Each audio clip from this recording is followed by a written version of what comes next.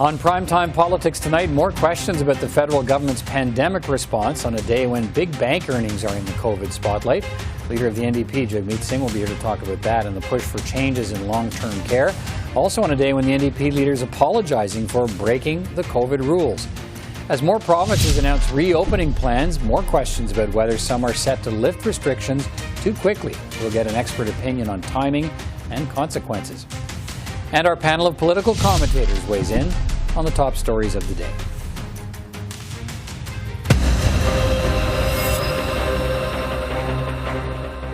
But we'll begin tonight with the ongoing pandemic response.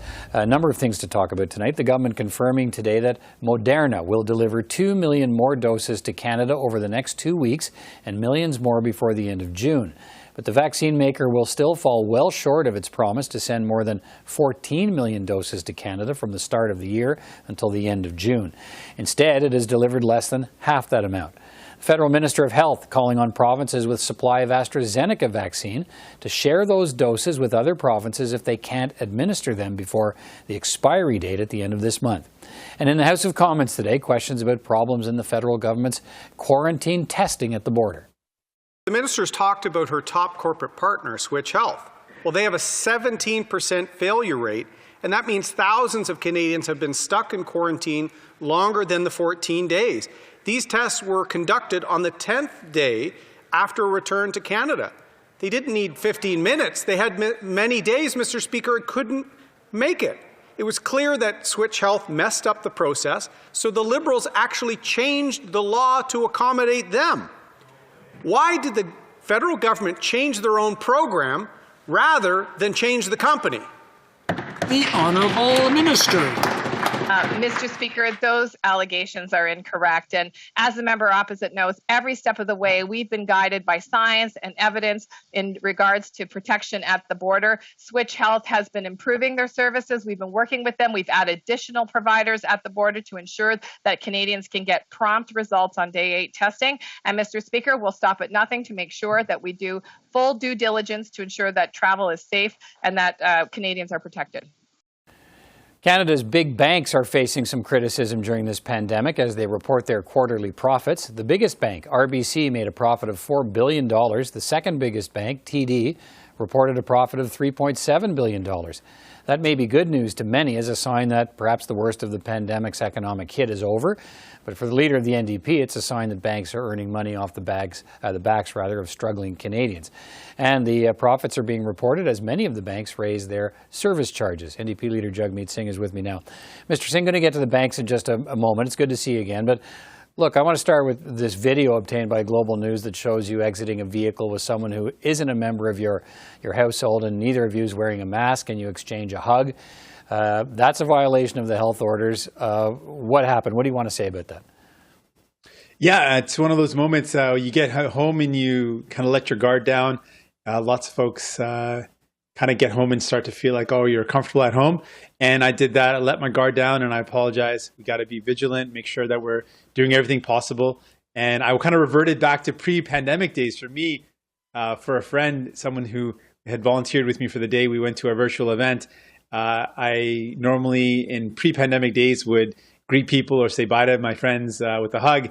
And I reverted back to pre-pandemic days, kind of forgot where I was being home and being comfortable. And that's something that we got to be careful about. When you're at home in your driveway, you sometimes think, okay, I'm home now. You let your guard down, and I let my guard down, and I apologize for that. Okay, let's move on. The banks are reporting their profits these days. They're very healthy.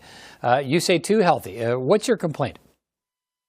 Well, what to me seems just outrageous is that in the midst of a pandemic, when people have suffered and things have been tough, banks have made pretty significant profits. They've doubled and quadrupled their profit from last year, which means that they made profits in the pandemic off the backs of people. And on top of that, they are increasing banking fees at a time when we're in a pandemic. To increase banking fees in a pandemic when people were encouraged to use their bank cards and their credit cards more just seems like gouging.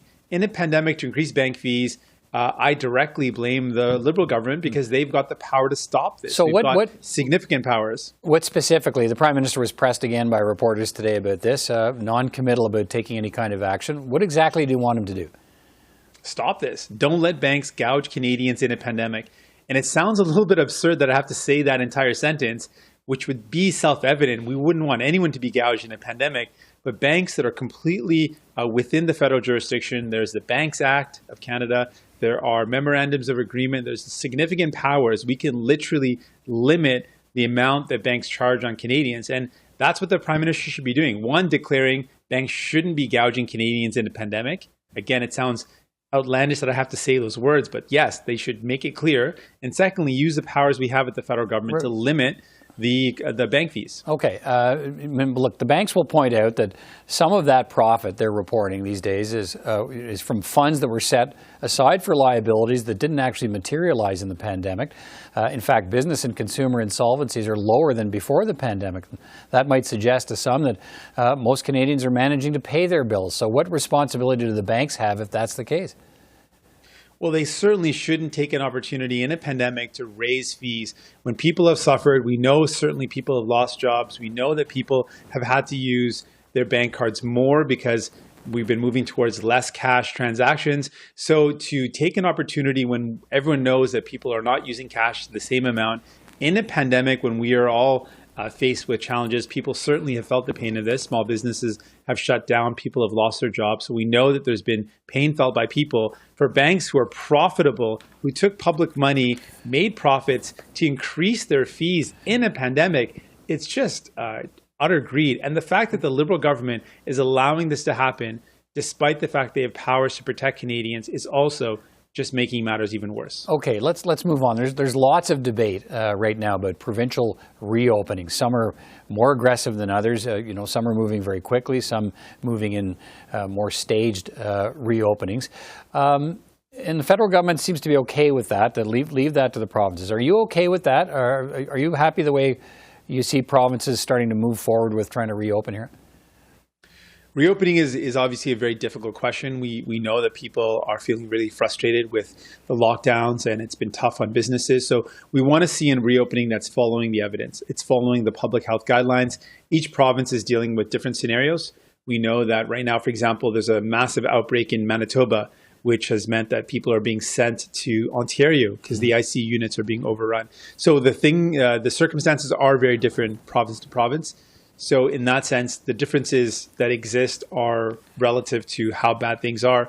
I just hope that we are always maintaining the principle or the lens through which we make these decisions is the best advice for our public health officials. Do you think there's a bigger role for the federal government here in sort of piloting these provincial reopenings, or should it be hands-off? I mean, we've heard them, public health agencies say, look, 75% of adults need to have had a first vaccination, 20% two vaccinations for us to safely start reopening. But some provinces are moving ahead of that, not waiting to see that happen. Are you okay with that? I believe the federal government has a role to play in the vaccination process and in making sure that everyone gets vaccinated. And I've been really clear about that. I think the Liberal government has taken the approach that their job is just to get the doses and kind of hands off after that. I don't agree with that. I think the federal government has a role to make sure people get vaccinated, provide support, use all resources possible. And the second thing I think the federal government has a role to play is in the reopening, one of the most important tools is paid sick leave. We've heard from expert after expert that the highest rates of infection are still happening in places of work where people can't work from home. And so the federal program that we fought for is a good first step, but we've identified that there are problems with that program.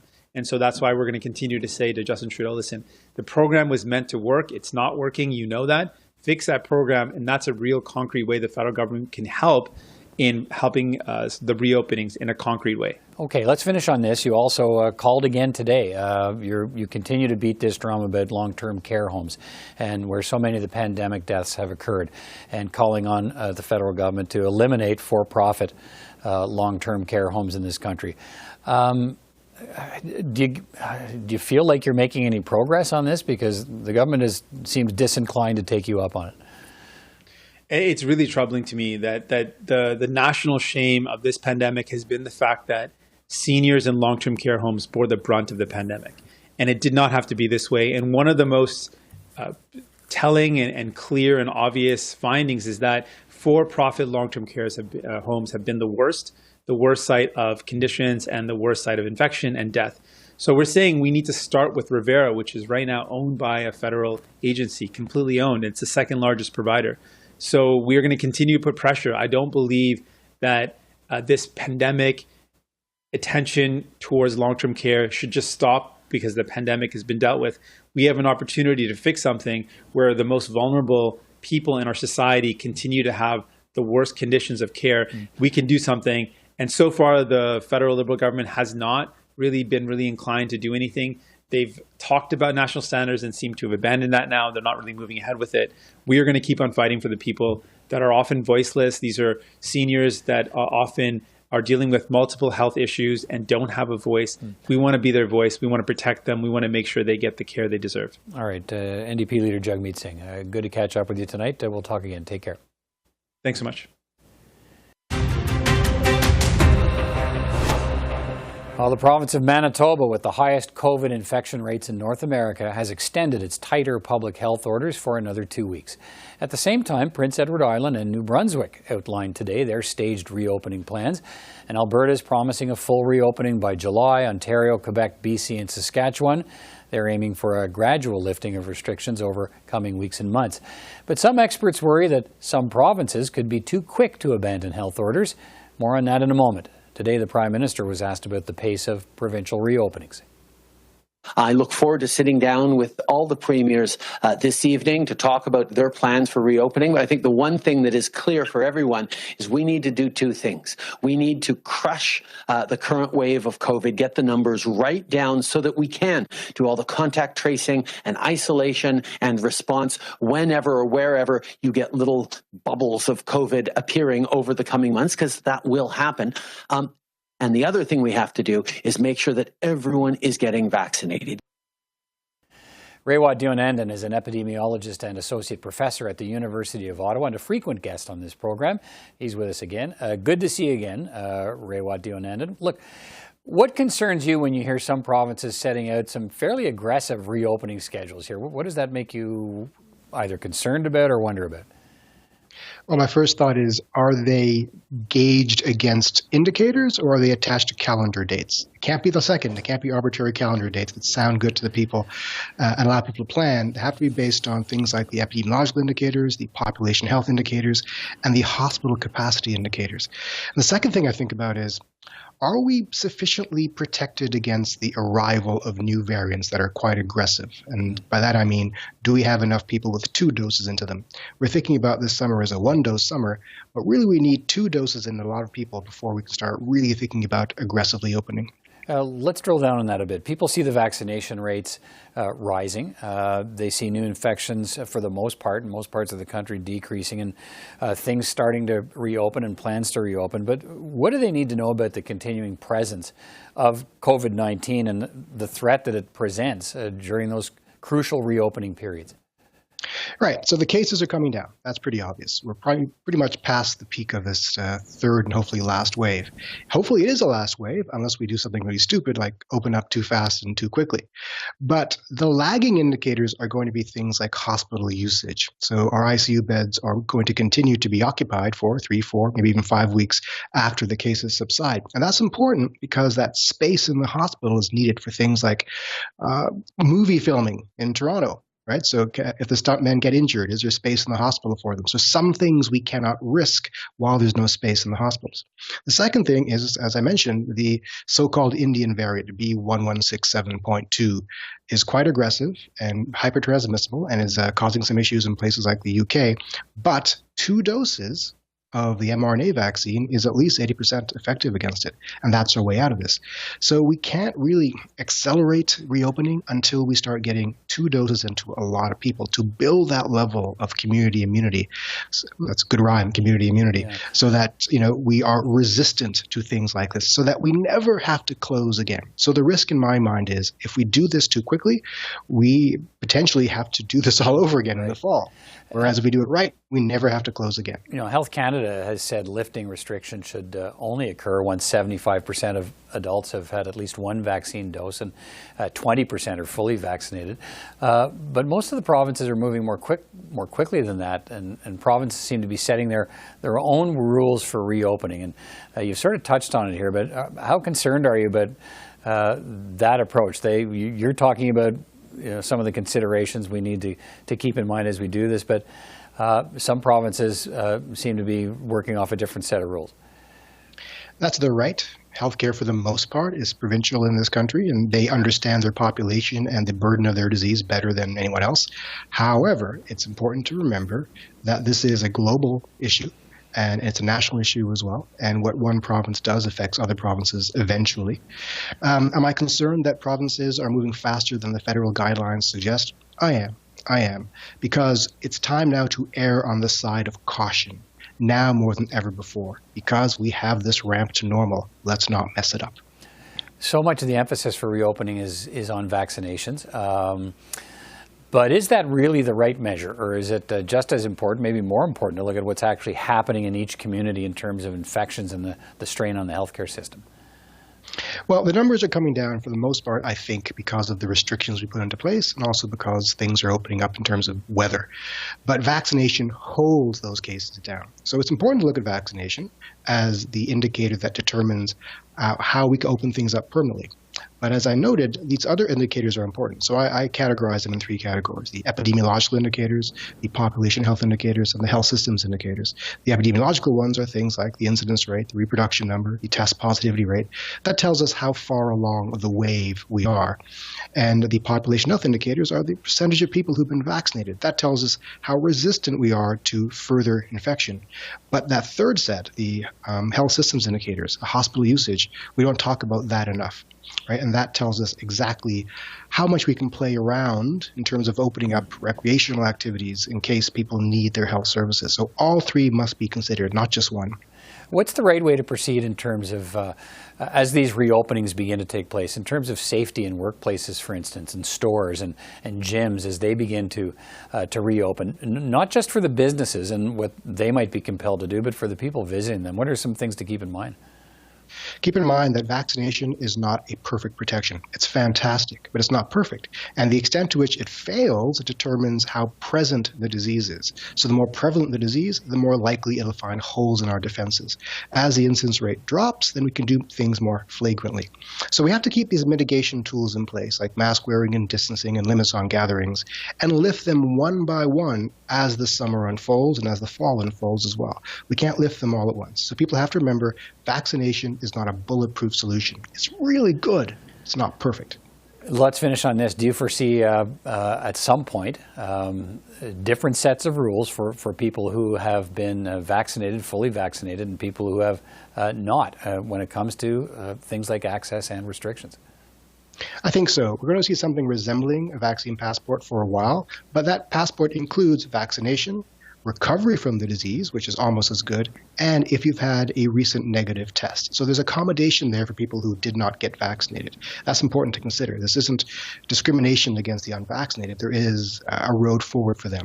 But there has to be a measurement, an indicator, a way to identify people who are less likely to infect the population if they enter a place of business.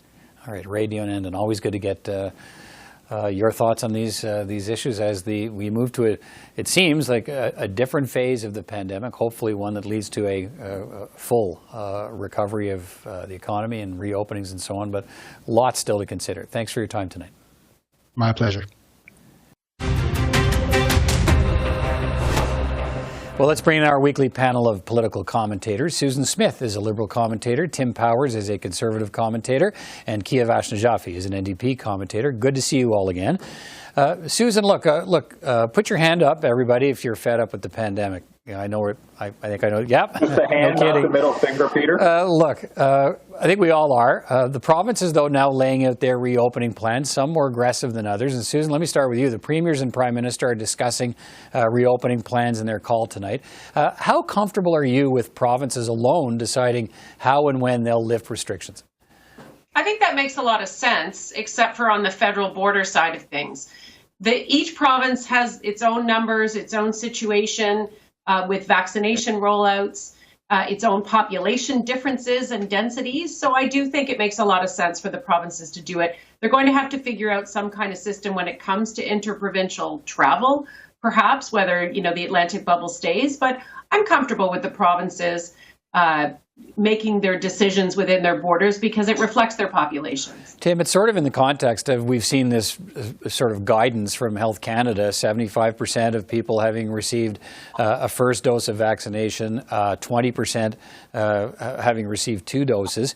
But some provinces aren't waiting for that. Some provinces are going out ahead of that. What do you think? Yeah, I agree with Susan on this one. I mean, it probably makes most sense that the provinces set the tone. I think where Health Canada and the federal government has a role is to provide up-to-date information and to talk about general standards we should try to achieve and oversee borders. But I mean, this is no departure, Peter, from what we've seen throughout the pandemic. The provinces have made determinations on their own when borders are closed and who gets in and who gets out. I mean, what's happening now is the 3 Ps, as I like to call them: politics, patience, and pocketbook. The politics in Alberta, for example, has probably set up a circumstance where Jason Kenney, to avoid being pummeled by his own caucus, is moving more aggressively, driven by the pocketbook. The first province that is fully open has a better opportunity, arguably, to vacuum up some tourism travel dollars and other investments that will be made. And patience, if it doesn't slide into another wave, I guess. Yeah, and patience. People are just losing their patience everywhere. So there's some political merit to address that. All right, Kiavash, what do you think? What's interesting about what Tim just laid out, which I completely agree with, those 3 Ps, is that an S is missing, and that's the science. I do worry about the way that things are happening and the decisions that are being made being driven more by politics than by the science of the situation. I hope to God we're not going to have a 4th wave, because that will just be unbearable. Yeah, I think that's what a lot of people are concerned about. Tim, Doug Ford took the unusual step of today of asking medical experts in a letter he's widely circulated whether schools in the province should reopen and under what conditions, with about less than a month now or so left in the school year in Ontario. He's given the experts till 5 p.m. Friday, tomorrow, to answer. I don't think he's issued a broad appeal before, making other decisions in the name of the government. Why now?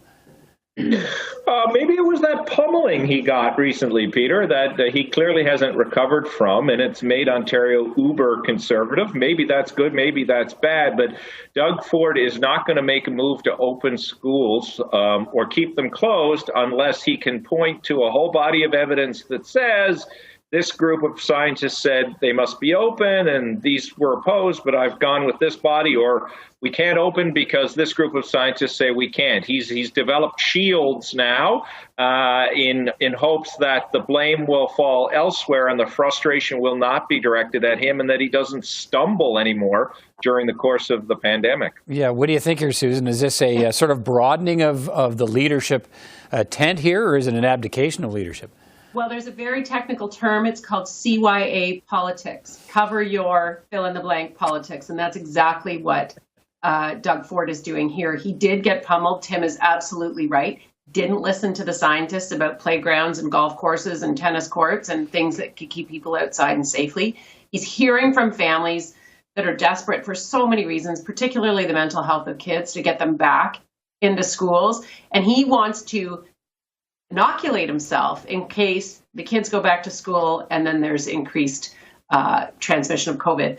I think it's a good thing to do. It's good to get, he should be taking the advice of the science table. I don't know why he needed a letter this time and he didn't every other time. But as I said, CYA politics all the way. Kiavash?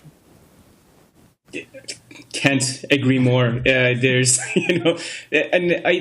the other side of this strategy is that it's such a diverse group of people that he's asking information from. He doesn't have a tendency of consulting. Remember what he did to Toronto City Council? Did he consult with anybody, including the mayor?